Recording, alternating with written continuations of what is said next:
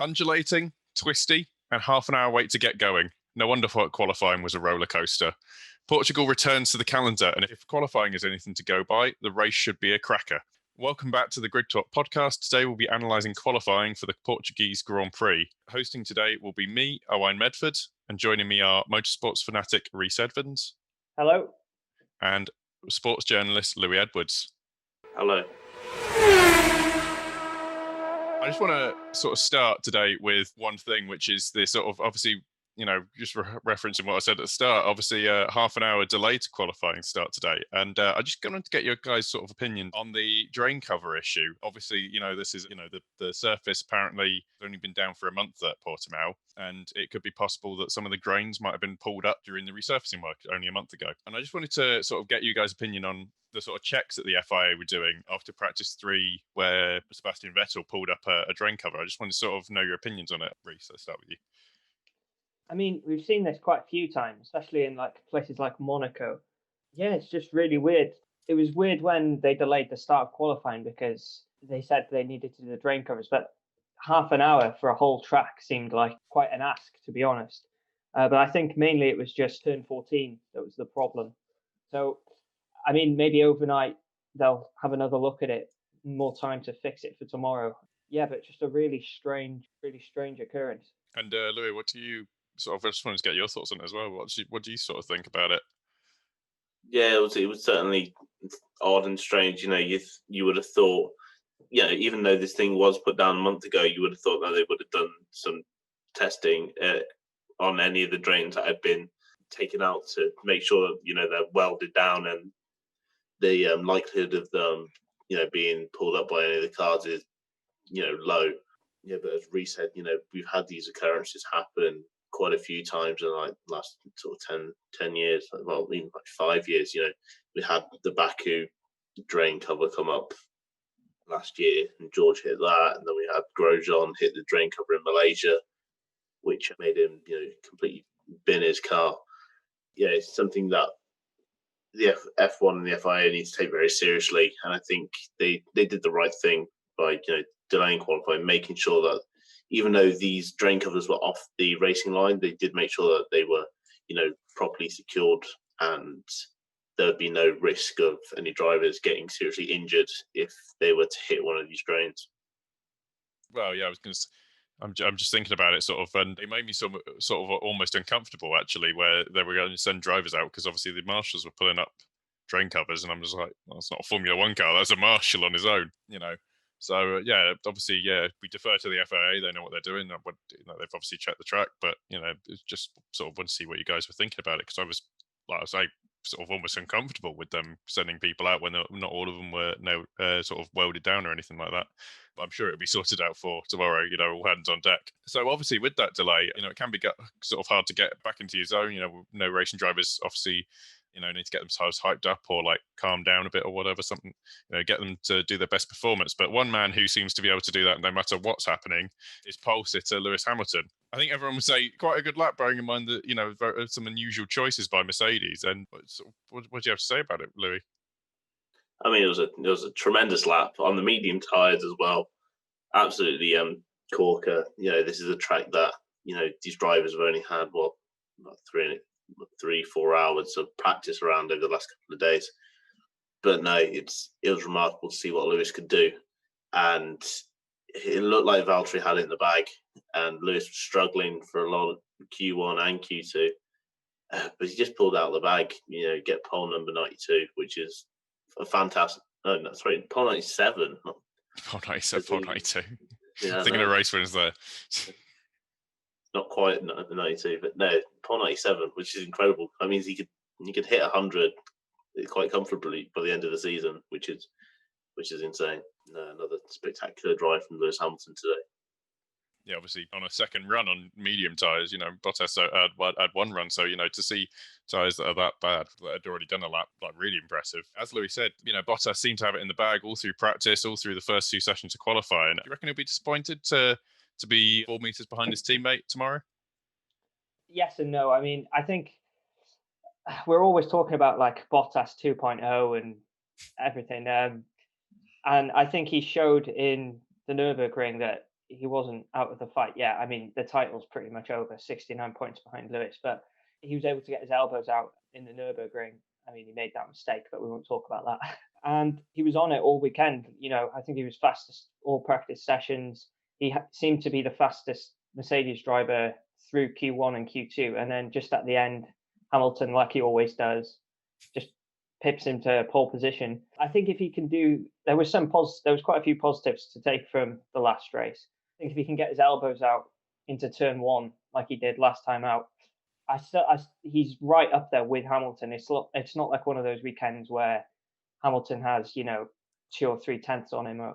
He's right there with him. So, I mean, they're both starting on the medium tires, so there's not much difference there. But I think he'll be obviously disappointed not to be on pole, but he's right up there with Hamilton for tomorrow.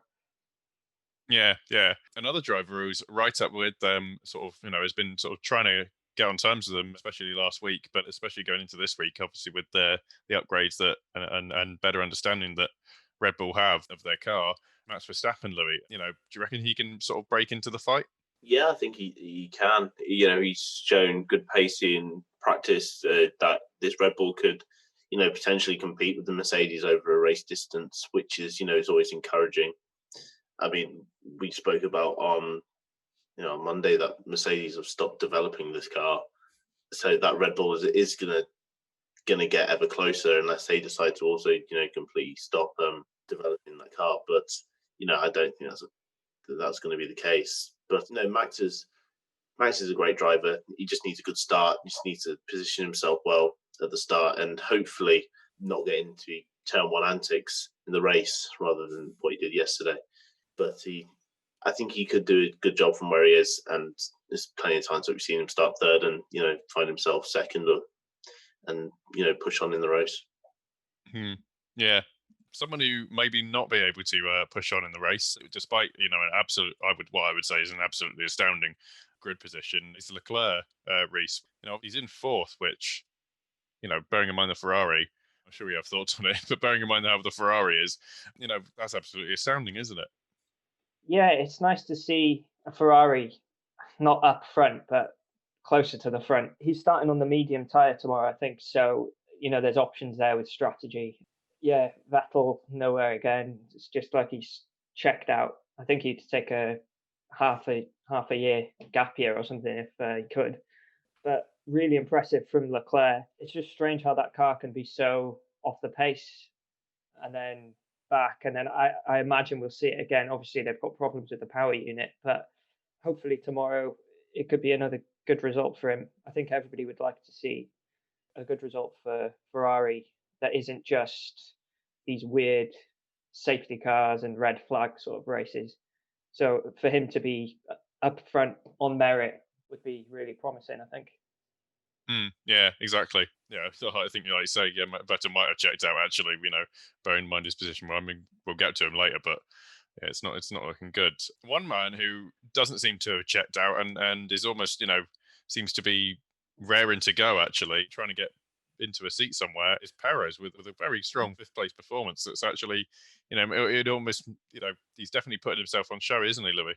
Yeah, this is a man driving for his career at the moment, and he's definitely looking like someone who is not ready to give up in Formula One and is ready to keep pushing and keep, he's still got plenty of options for a drive for next year. Of course, he's got a bit of a controversial one at Williams still open, the potential for a drive at Red Bull, and of course, you still have 2 half seats open. So, yeah, it is all to play for Sergio Perez, and as long as he keeps, pumping out these amazing performances, because he's completely wiped the floor with Lance Stroll today, who has a seat in that team next season, and I think he's just needs to keep doing what he's doing, and hopefully he'll have a clean race tomorrow, and maybe he's definitely got the potential for a 4th place or even perhaps a podium if something goes wrong at the front. Yeah.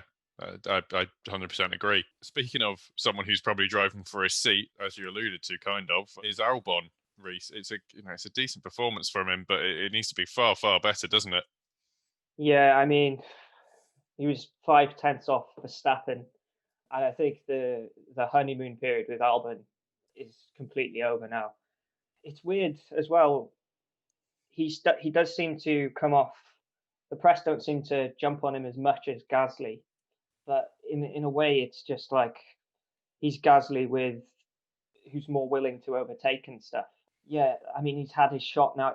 It's really weird, the whole Red Bull situation, because, is there the car just difficult to drive, or is there such a deficit to Verstappen? There's really nobody inside the Red Bull stable that can like get close to him, and they're going to have to start looking elsewhere.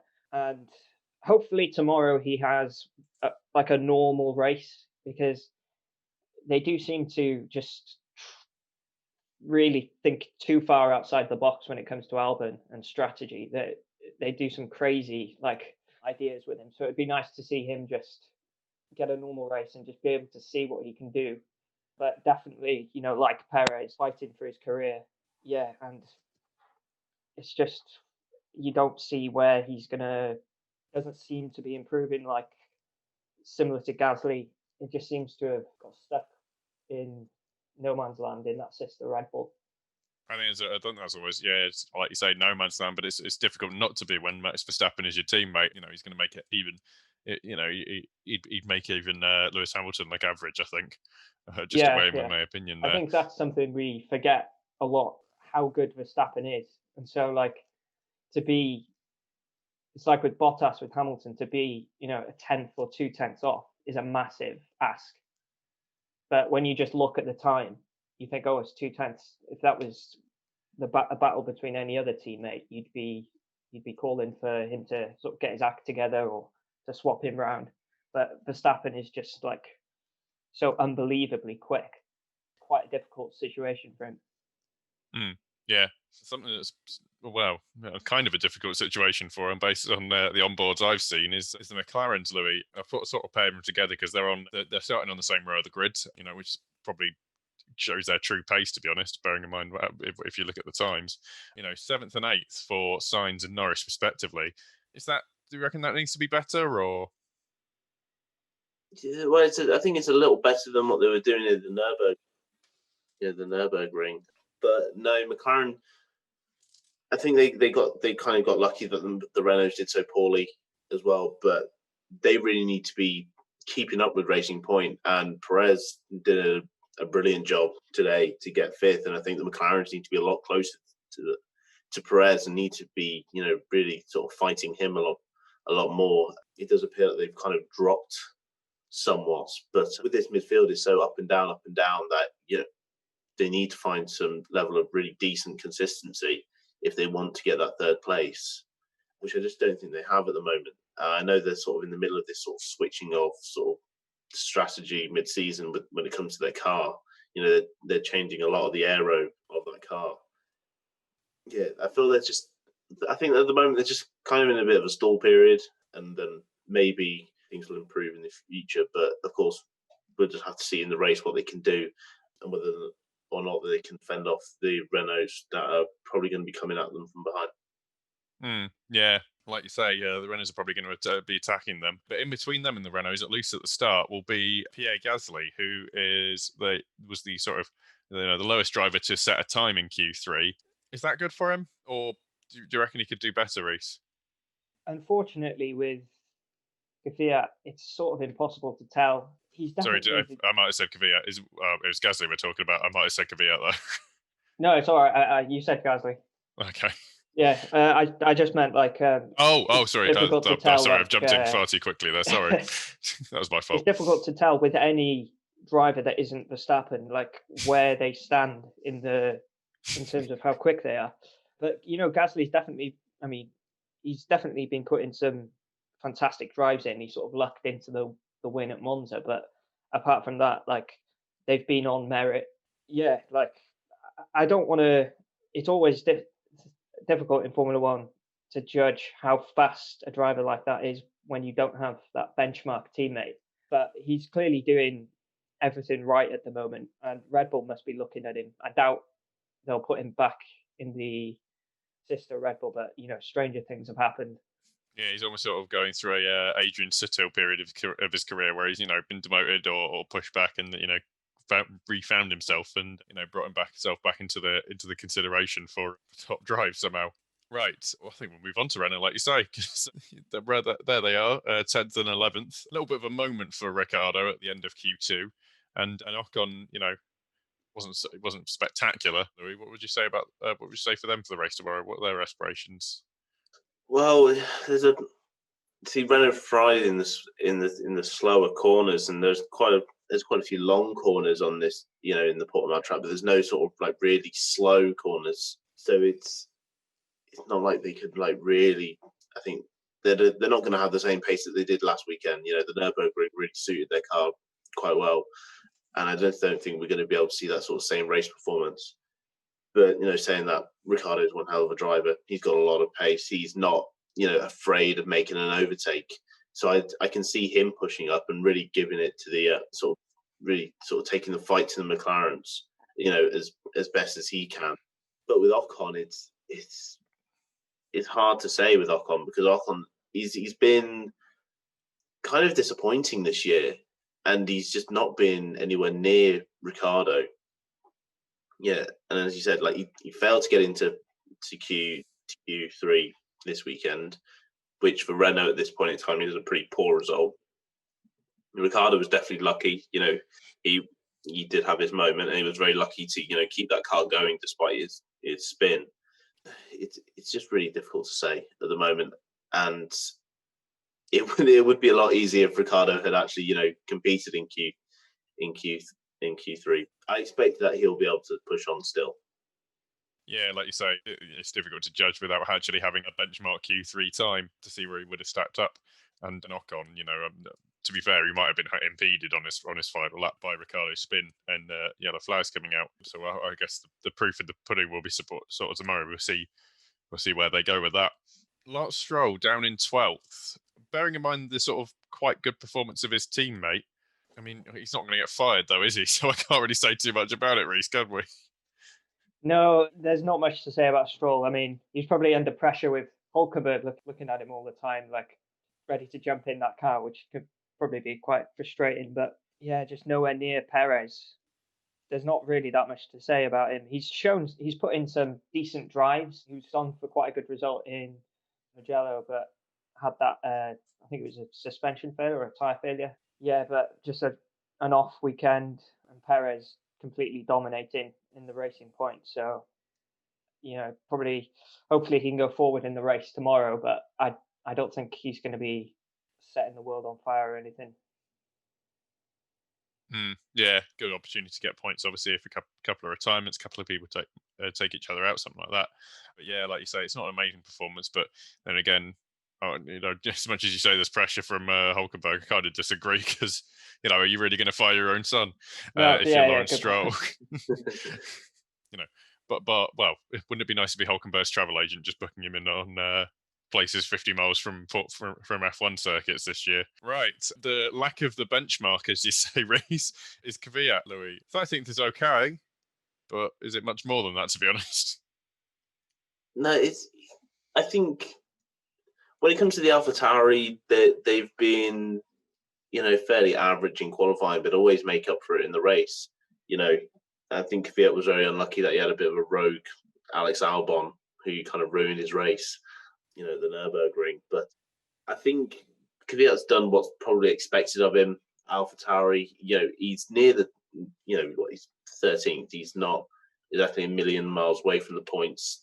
Fresh set of tyres for the race, and they'll be wanting to do, something with the strategy to be able to, push him up that bit more. I think it comes down to the fact that, Gasly is a tremendous driver, and he's been doing so well this season that he's just, he steps it up, and he's just a lot quicker than Kvyat is now. For someone who is fighting for their seat as well, you would have kind of hoped Kvyat would have done better, but it's looking like he's probably on his way out. So his motivation, to keep going is probably going to be dwindling, race by race. Yeah. It's sort of understandable where you might feel a bit under pressure almost. Right, we've got to move on to the fun bit, which is me praising George Russell with Mr. Saturday himself. taking a 14th place ahead of four-time world champion in a Ferrari, Sebastian Vettel. That's an excellent result for the Williams, is it not, Rhys? Yeah, brilliant result for George Russell again. He's making it sort of regular appearances in Q2 now. And so, hopefully he can go forward in the race tomorrow. It's a bit of a crazy situation, the rumours with Perez perhaps going to Williams and George Russell maybe losing his seat. But, he's a driver that's going to be staying in Formula One for a long time because he's so quick. Yeah, not much more to say about Russell. The Williams seemed to look quite planted. Yeah, just impressive again from George Russell. Yeah, like you say, obviously it looks planted, and I think that's obviously where they want it to be. Even if it's not quick, at least it's easy to drive because a slow car that's difficult to drive it'd be a nightmare. And speaking of slow cars that are difficult to drive, as if I almost planned that segue, is four-time world champion backmarker Sebastian Vettel, Louis. When his teammate is 11 places on the grid higher than him, it's kind of bad, isn't it? That's a bad showing at this point. You kind of feel like he's mentally checked out. Oh, I think he checked out a long time ago. I think he's not scoring points. He's not getting top 10 in qualifying. He's barely, getting through the first qualifying session most weekends. It truly is it's hard to watch. I think we had our jokes and we had, sort of fun with it. But now I think it's just becoming painful just to sit and just witness, a man who was on top of the world, in 2013 after winning his fourth world championship.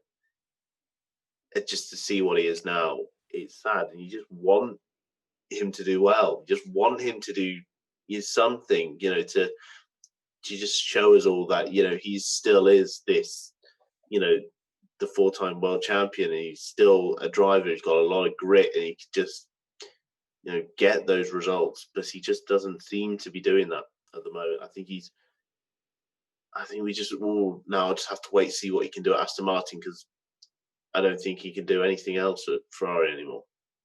Yeah, it's almost like he's going to turn up to races in between moving his stuff from Maranello into a place near Silverstone. Right, the next car on the grid will be Kimi Räikkönen, Vettel's old teammate. And it's kind of hard to be a Räikkönen's teammate, isn't it, Rhys? Yeah, well, maybe in the past it was. I don't think he's, as he said before, it's a bit of a hobby for him. Again, I don't want to keep saying the same thing, but I honestly don't know if that's a good result or a bad result, because I don't really rate Giovinazzi very highly, but without that benchmark, it's difficult to tell. I think Brundle mentioned, I don't know if it's true or not, that they're keeping those drivers for next year. We'll have to see about that, but I don't think he really enjoys fighting about outside the points. Whether he'll stay for next year, I don't know, but it's so difficult to tell how quick either of those two drivers are. Would you say that Giovinazzi seat is more probably for Schwartzman, Eilert, and Schumacher rather than anyone else, in your opinion? Normally, I would say yes, but since Ferrari are involved, anything could be. They could put Luca Badoer in. Anything could happen. Yeah, trusting the tactical brilliance of Formula One's greatest team, as it were. Right, Giovinazzi, like Rhys has said, he's not really a benchmark, so we can't read too much into it. All I can say is that he's within 1.5 tenths of Räikkönen's time. As a younger driver, you'd expect him to almost be, you'd expect him to be higher up than that, wouldn't you, Louis? This has just been another driver that's been fairly painful to watch. Ever since he sort of stepped into that Sauber that year and binned it twice, he was never a really good precedent for Giovinazzi's career in Formula One, and it's not fruition the way that we all thought it would. He was a Ferrari young driver, highly talented, highly promising, and he's just not shown that once he's got into Formula One, which is a real shame. But if you sort of go onto the driver transfer front, I think it would be a really poor decision if Alfa Romeo do decide to keep their two drivers. I think they just don't have anything about that team anymore. When Charles was there with Ericsson, you had something and it was working and they were doing well. But, it could have been maybe, Antonio's drive at the Eiffel Grand Prix, which might have saved his seat because he did get a few points. But I don't think that's enough. Over to keep a driver who's been doing poorly for 2 years over a few points last Grand Prix, I think would be pretty stupid. And I think they need that Schumacher, that Eilert, that Schwartzman, that someone who's new and just wants to push on. They're all highly talented drivers. And I think one of them really deserves that seat. Yeah, exactly. Speaking of people who have lost their seats, we'll move on to the Haas drivers. Yeah. Would you say that they've put in a performance commensurate? Well, they're showing that they're still checked in. They're still going to, race to the end of the season, Rhys, or is that them sort of being like, we're done with this now. We're leaving. So what's the point? Yeah, well, it's finally happened after years. Haas have finally changed their drivers. I mean, they're both fighting for their careers now. It seems to just be up and down with them, like it always is with Haas. I've got a feeling Grosjean might be leaving, but I think Magnussen might try and stick around. But they just don't seem to move forward, and they just seem to be treading water all the time, never seem to be improving. And I like with what Louis was saying then, I think it's a team that needs a fresh start with some new talent, whoever that may be. Yeah, I mean, what more do you say? That it's just they keep crashing into each other, and yeah, they need a fresh start, don't they? Yeah, I think you're right. To be honest, there's not a lot more to be said with Haas. They were semi-competitive when they first came into the sport with a sort of very, very different, cheaper business model. But it almost seems it's run its course with that same business model. We'll round out the grid with Nicholas Latifi. Almost called him Christopher then. I have no idea why. So yeah, 20th place. When your teammates sort of in 14th place and on the grid and you're in 20th, that's, I mean, he's a paid driver, but bearing in mind the investment that's coming into Williams, would you? I'm going to say it. Would you say he's safe, Louis? Yes. Okay, fair enough. His money's going to go a long way as Latifi's. I don't think even these new owners are going to care that they've just taken over this team and looking to pump money into it. I think they'll take as much money as they can get, and Latifi is a good source of income for Williams. I do fear for Williams if they do actually go ahead and boot George out of the team. I think they'll pretty quickly lose their engine deal. I think Toto will have absolutely none of it. I think he'll instantly sort of rip up that contract. So it'll be Williams with most likely a Renault engine. And we've seen, that Renault engine in the back of a pretty terrible car is going to just make things even worse for Williams. I think that Mercedes engine has been their saving grace over the last 2 seasons. I mean, start of last season, they were 4 seconds off the pace. Imagine if they had a Renault engine. You're talking 4.5, 5 seconds off the pace. It's just, I think it's in Williams' best interest to keep their best driver in the team because he's the one that's going to, push them forward. Latifi has shown very little, I think, this season. And I think it's, again, shown here that he just doesn't have the capability to keep up with George or even challenge George. So, keeping him in the team, it's going to be like Lance Stroll and Sergei Sorokin all over again if they do decide to boot George, because they're just going to have 2 fairly talentless drivers in the. Well, I know Perez is a great driver, but he's not going to. You're driving for Williams. You've gone from Racing Point to Williams. You're not gonna. You're not going to be motivated, and it's going to just be probably pretty awful. Yeah, I think that's a good way to sum it up, really. Now, we've rounded out the grid, so I think we'll move on to drivers of the day. Rhys, who would you say is your driver of the day? I'd probably say I think you got to go with Leclerc. I think to put that Ferrari in P4 and Vettel be so far behind. Yeah, I think I'd probably go with Leclerc. Yeah, fair enough. Louis, who's yours? I'm going to go with Lewis Hamilton. Just to pull that lap off, on the medium tyres. After already doing a run on those mediums, I think that's absolutely brilliant. The fact that he's managed to find like a 10th on his teammate. Yeah. On used tyres, it's incredible. Yeah, can't argue with that either. Absolutely. I don't think we've talked enough about it really, but Hamilton's performance there on a by that point lap old set of medium tyres is well, it's kind of insane, really. My driver of the day, really, with their performances would have to be Perez, to be honest. You know, he's showing that he's not worried about, he doesn't seem to be worried about his seat next year. And, you know, pulling a 5th place over your teammate who's only got 12th is, you know, very, very good. I guess now we will do podiums. Lou, if we start with yours. I am going to go with Hamilton, Verstappen, and then Perez. Oh, rating Perez to make some overtakes. Yep. Interesting. Rhys, what would you say is yours? The pessimist in me says it's going to be, you know, Hamilton, Bottas, Verstappen, like it always seems to be. The only thing that I think could be a factor is there's not much, whether we don't know anything about like safety car because we haven't raced here before. There's a lot of gravel traps. If we get an early safety car, Verstappen's on that soft tyre. So maybe there's something they can do with strategy. But I mean, they were obviously trying to do something different to Mercedes. But I do think it's probably going to be Hamilton. Yeah, Hamilton, Bottas, Verstappen. Yeah, as much as I don't want to say Ham but Ver, I think I'm going to, just based on the form. But really, like you say, we don't know about safety cars, so that's going to be an interesting one. Maybe we'll find out whether it's like Mugello, and we just have 8 of the things and 2 red flags, and I don't know. Russell wins. Right. Speaking of Russell winning, we're going to go with bold predictions, everyone. Rhys, what would you say is your bold prediction?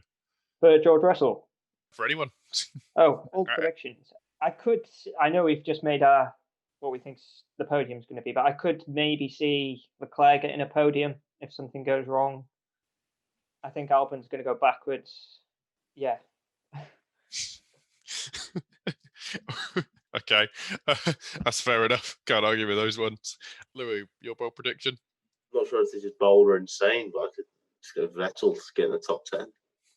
Oof, that's harsh. Oh, but he has got 5 places and he's in a Ferrari. With mine, I think it's almost kind of likely, I'm going to go with Russell for points. Well, like I did in the preview for this. Thanks, Formula One, for not messing me around there. God, I forgot even what I put. What did I put? Oh, I said Vettel in the top 6. Oh, that's okay. You revised it now. Only this one counts. Based on new information, you got new stuff. Lowered my standards a little bit. Just saw the look on your face there. Just changed. Just like, did I really do that? Oh. So I think that's sort of all for the sort of regular program stuff. So that has been the Grid Talk episode 68, Portuguese Grand Prix qualifying analysis. We're now if you're listening along, we're now broadcasting this show live on Facebook. So like the Chronicle on Facebook to see the show early. We are now available on Amazon Music, as well as YouTube, Spotify, Google Podcasts, Apple Music, Omni Studio, and Pocket Casts. Just search F1 Grid Talk.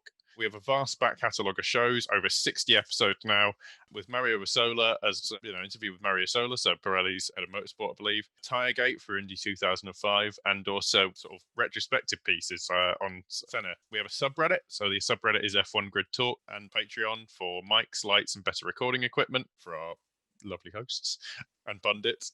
Yeah, we will be back tomorrow to review the Portuguese Grand Prix. Thank you very much for watching, and goodbye. Goodbye. Yeah.